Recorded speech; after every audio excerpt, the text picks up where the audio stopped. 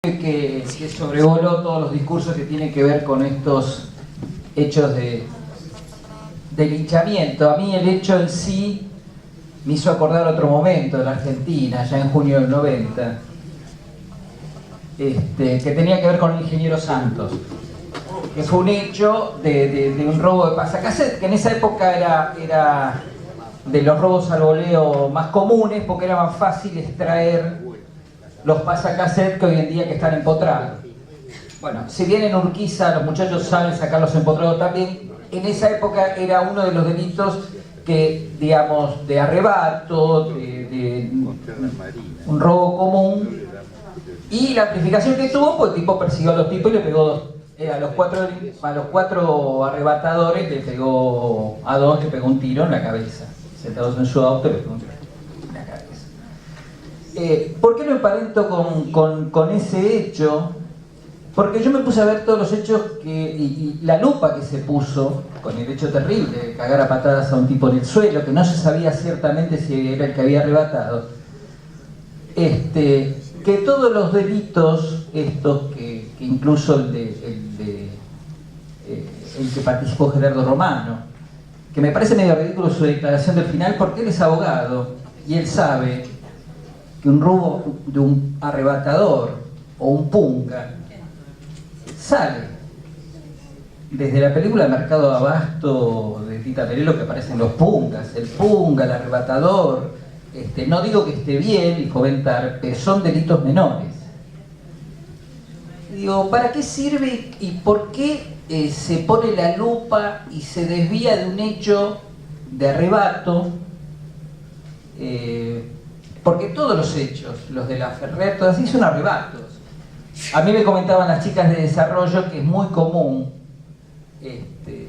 sobre todo pasando los barrios de Montegrande al fondo y demás, siempre cada los arrebatadores que generalmente echan la culpa que son de otro barrio, los cagan a patadas, no los matan, pero los cagan a patadas. O sea, yo me pongo a pensar entonces y digo, ¿qué pasa? ¿Qué se quiere construir con esto? ¿Qué cizaña? ¿Qué es lo que se busca con todo esto en generar un campo propicio para mostrar todo esto que dicen, la falta de Estado, todo? Porque si te pones a pensar que habría que meter preso a todos los pungas, a todos los arrebatadores, a cualquier robo común tendría que estar permanente. Y me acordé de dos hechos artísticos en sí, por el oficio, ¿no?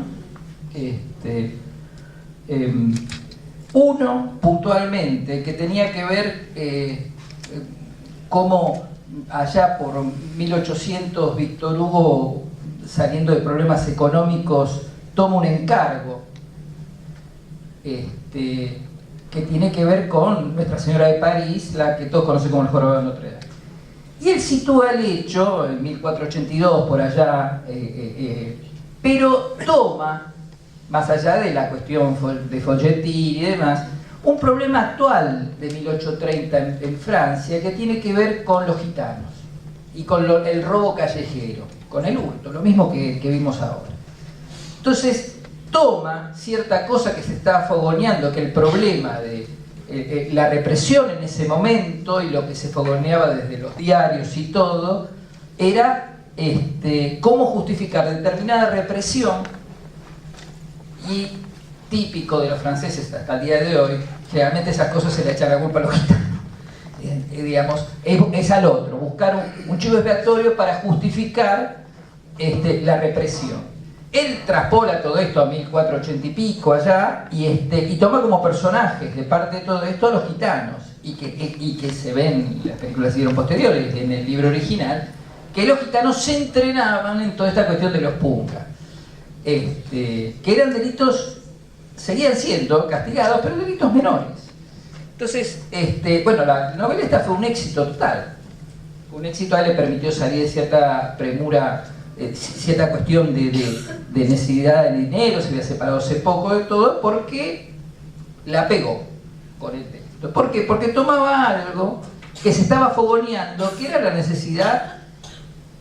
Esto habría que explicarlo un poquito más ampliamente, pero básicamente una necesidad que se está buscando desde el poder de todas esas revueltas que tenían que ver muchas veces con protesta política, sean aplacadas en función de la inseguridad que había en ese momento y una máxima represión.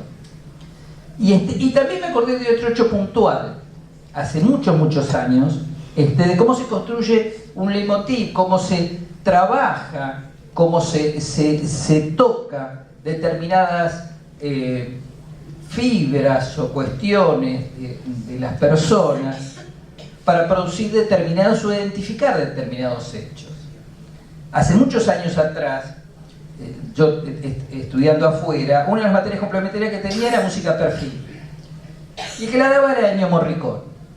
Y en ese entonces, estamos hablando hace muchos años, él ponía un ejemplo en su máquina de una película que él había hecho,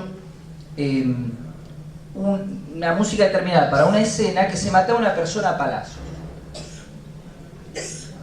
Y la que quedó definitivamente por la escena se sacó una encima muy violenta. Y él lo que explicaba, como desde la música, cómo se sostenía con un leitmotiv.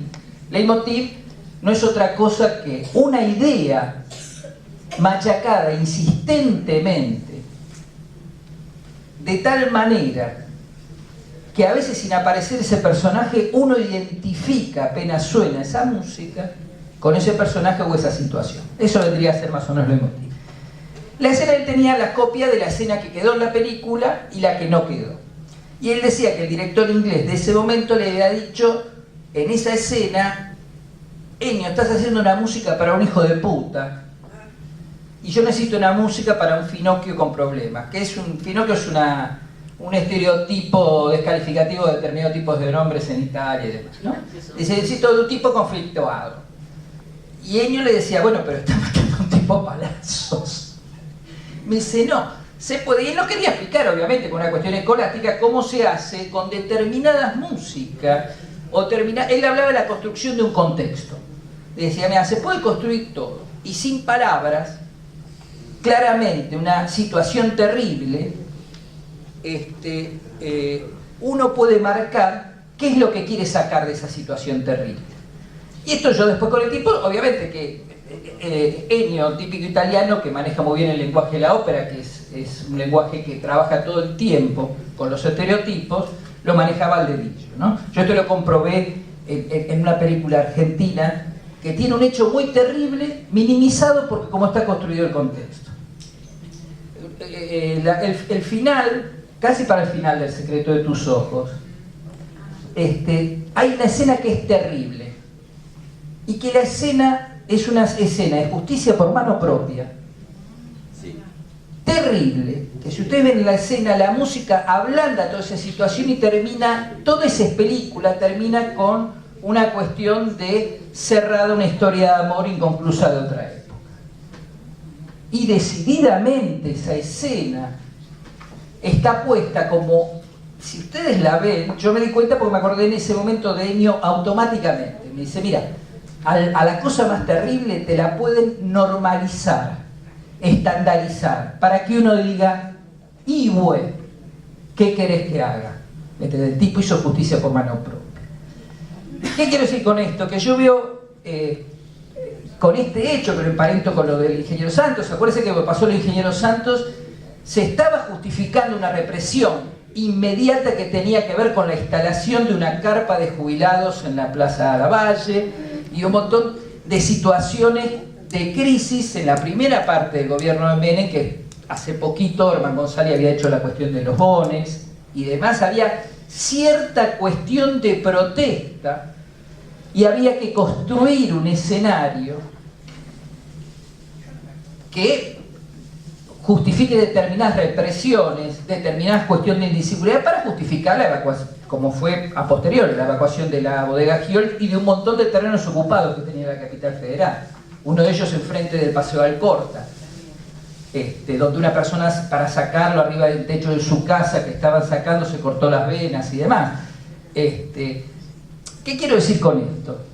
El hecho de esta semana, el hecho policial, son arrebatos y carteristas es una palabra vieja, son pungas. Eso, más vieja todavía. Más vieja, por eso te digo, bueno. Sí, yo estoy entre los setentistas, por eso hay que usar una palabra moderna, pero no la encuentro.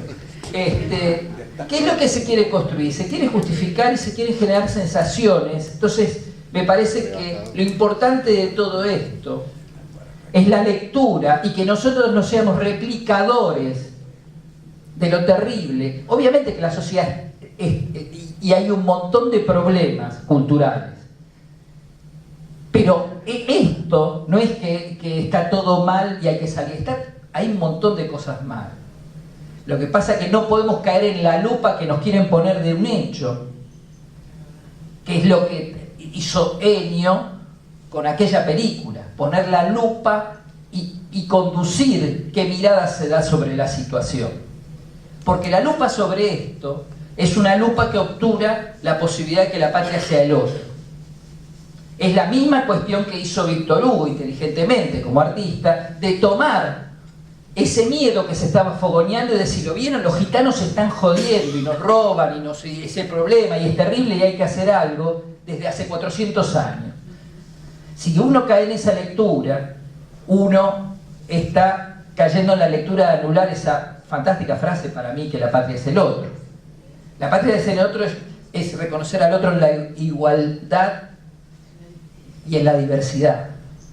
Y me parece que caemos en un discurso que no es el nuestro. Y para terminar con el tema de la inseguridad, yo le puedo creer a cualquier candidato político que me habla de la inseguridad si yo veo si fue gobernador, qué hizo con sus policías provinciales o qué proyecto tiene al respecto. Porque el tema de la inseguridad, hable quien lo hable, no toma como uno de los ejes las reformas de las policías provinciales que tienen una estructura que viene de la época de la dictadura, si no hay una gran reforma de todas, porque el gran ogro parece ser la Policía de Buenos Aires y la Policía Brava de Mendoza, que se ha cargado Bordón y a una cuanta cantidad de gente y diversas policías, ¿me entendés? Que todas tienen su historia. O sea, candidato que no hable como solución de la seguridad, una de los ejes es la reforma a las policías provinciales, nos está zanateando. Sí, mirá un poquito.